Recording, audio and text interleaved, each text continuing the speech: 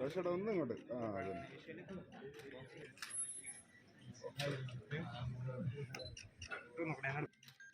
ഇതൊന്നും ഇവിടെ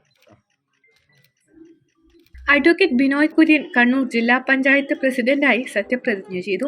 പയ്യാവൂർ ഡിവിഷനിൽ നിന്നും വിജയിച്ച UDFിലെ ജോർജ് ജോസഫ് എന്ന ബേബി തേലാനിയെ 7-നെതിരെ 18 വോട്ടുകൾക്ക് തോൽപ്പിച്ചാണ് ബിനോയ് കുര്യൻ ജില്ലാ പഞ്ചായത്ത് പ്രസിഡന്റായത്.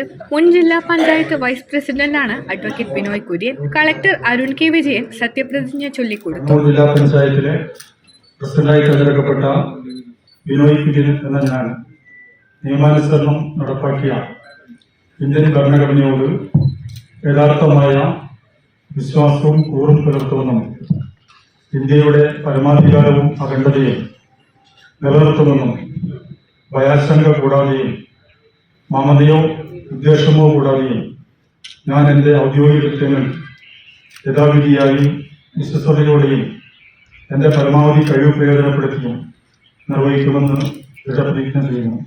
പെർളശ്ശേരി ഡിവിഷനിൽ നിന്നാണ് വൻ ഭൂരിപക്ഷത്തോടെ ബിനോയ് കുര്യൻ വിജയിച്ചത്.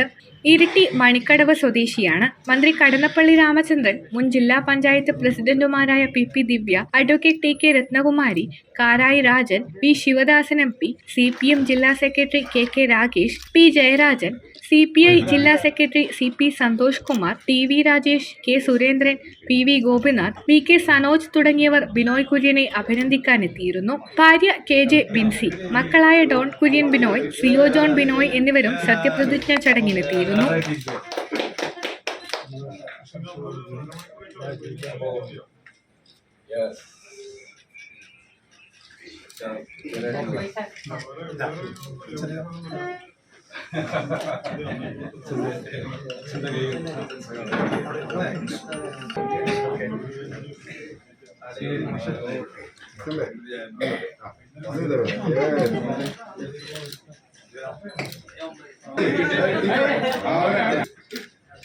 തിരിയടാ